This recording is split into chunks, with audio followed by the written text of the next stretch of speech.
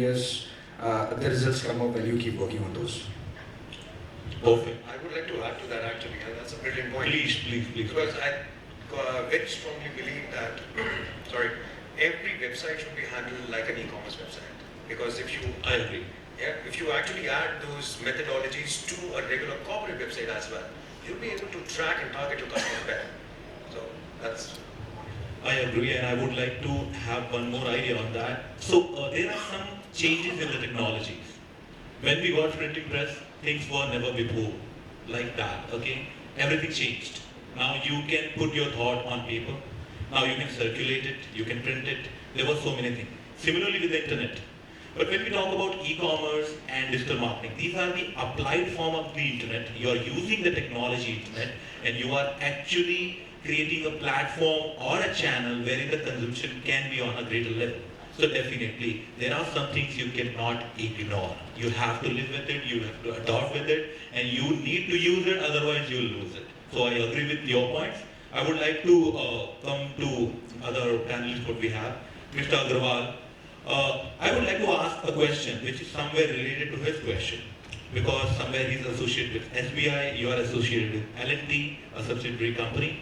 So I want to know, when it comes to companies who have a kind of a great legacy, so they have a kind of a strategy or some kind of confirmation bias as well. I'm just presuming, correct me if I'm wrong. So how do you deal with if there is already so many data, plan of action, trial and error, like executed methodologies, how you try it in a fresh perspective to achieve the goals and the targets what you think you should? Right. So first of all, I would like to give my introduction. Please. I am Nitin Agrawal. I have served 10 years in Indian Navy. I retired as Lieutenant Commander. And then last 10 years I have been working with L&T. And right now, as he mentioned, L&T Sufin I am representing. It's a new startup of L&T, which is an e-commerce platform we started 2 years back. So coming to this, so there are two ways. Once you are talking about L&T, already is a big brand and the strategy. So L&T has got a verticals, various verticals, right from defense, hydrocarbon, our infrastructure, construction companies. So everybody has got their different way of working. I mean, although it's a big conglomerate, but everybody works in a different way. So now coming to L&T Sufin, I can talk about, because this is the digital platform what we started maybe a couple of years back. So now obviously as a brand, L&T, everybody knows L&T started this business, everybody knows, but yes, it is still, as a startup, nothing is as easy like just because of brand, anybody you will go and people will accept you. I mean, Tata is also sponsoring Tata IPL for Tata New Industry. Yes. So it is, everybody has to go and do marketing stuff. So similarly for us also, we have to understand exactly if we are into this kind of business, what kind of our capabilities and what are our offerings. And we have to make our marketing strategies around our capabilities and offering.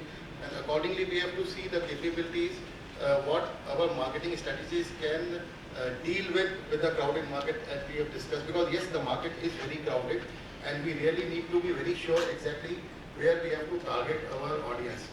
Because if we just go that, okay, because of this digital platform, because of this e-commerce, our reach is very vast, but then that doesn't serve the purpose. You have to be still very focused, at least from the starting point, you have to be very focused exactly how you start.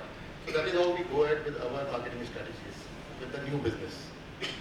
And that is how you can say the experience sounds like. When you talk about someone who is having a practical experience, skin in the game, I can say, they talk in this kind of very plain manner. It sounds very simple, way too simple, but yeah, very effective, because it is not something what they have got from someone, it's something they have earned. So thanks for this kind of insightful answer. I would like to move ahead with this conversation. As Vigor News in Media, we are also a kind of a startup on early stage. We are covering news for the youth, women entrepreneurs and all. Recently I had a podcast which was related to a mental health, ADHD we are talking about, and series of podcasts I had. In my nature of work, I speak with founders every single day, more than 10, 15, because that's what I'm doing. Because Vigor News and Media, a quick intro if I give, we are a news entity, but at the same time we have a media company who is supporting the early startups to grow their brand. So I hear this kind of stories every single day. But what we are talking, it is about the present, it is about the past. Let's talk about the future perspective. Sales marketing and branding from the Web3 and the advanced upcoming technologies, whether it is AI or blockchain or AR, VR or any kind of upcoming technologies. So I would like to have this conversation in that direction. So Abhishek, I would like to have an idea. How do you see the sales, branding and marketing will change in the light of upcoming new technologies or the technologies which is almost there? We saw some new technologies, whether it is the Apple's new product launch or which is ChatGPT, OpenAI and all. So I would like to have that idea for the audience and for everyone. How do you see sales, marketing and branding changing in the effect of upcoming new technologies? How you see it? Isn't it going to get more interesting and exciting? Yes, I'm thrilled and excited about it. Yes. See, if you look at the transition, we have moved from the offline strategies to online as well. We have not done away with offline. We are still looking at activations. We are still looking at connecting with people. We are still creating stories and distributing it to the people through every possible avenue. With digital, we just have little more avenues to distribute. All we have to do is expand our minds and apply that to our, include them in our strategies. The upcoming technologies, as I guess, I don't recall the name, but I guess ma'am was talking about ChatGPT. That's a very, very good avenue. That's a very, very good tool. Utilize that tool, include that in your execution strategy and see what you can do with it. Maybe we can actually have all this panel discussion sitting in different parts of the world. Maybe a halogen will actually take the, hologram will take the place, not a halogen. Art places. So, but then this is actually the exciting part of it. Keep your ears and minds open. Listen to what the public is saying. Listen to what technology is bringing in. Apple, amazing example for that. So we should actually include all of it. They're always pushing the envelope when it comes to new technology on personal computing or that kind of tech space. But I would like to end this conversation with Mr. Zahid. Thanks for this insightful answer. And at the end, what we are doing as a human being or as a professional, we would like to add value.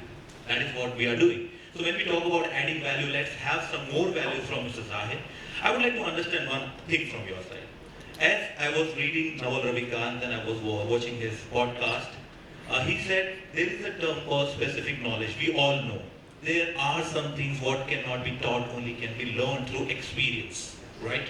So I would like to understand from your experience, whatever time you have invested in the market, the kind of tough days, the victories and the losses, everything. What kind of specific knowledge you have collected, what every single person who is interested in sales, marketing, branding should take away from this conversation from you? I would like to have that. Okay, thank you. Like I keep myself saying every time that I'm a lifelong learner. There's a book you should read called What They Don't Teach You at Harvard Business School. I have read that. Interesting. Okay, so bookish knowledge is one thing. I have been invited, I keep going for lectures in a lot of these schools across India. The primary reason they call faculties from industry is because they get real-time knowledge as to what's actually happening in the real world. Right? So while bookish knowledge is like, it makes you ready, but what makes you future ready is to know what's happening in the industry, right? Exactly. Because unfortunately in our country, the syllabus is not updated frequently as it should have been, right? So most of the textbook knowledge is dated, right? So in terms of knowledge, you should be a lifelong learner, especially when it comes to digital. We all are getting transformed. India is getting transformed into a digital country. Currencies are getting transformed into digital. All the banks, major banks are piloting a project where they want to make rupee a digital currency for use, day-to-day use, and they are going to do away with actual currencies. Maybe if that happens or not, yet to be seen. I was at Google Leadership Summit last week, where Google announced called Select Few Marketing Leaders, and they were announcing what new technology products they are unveiling and launching. Like you said, ChatGPT is one of the most interesting thing, and it's backed by Google.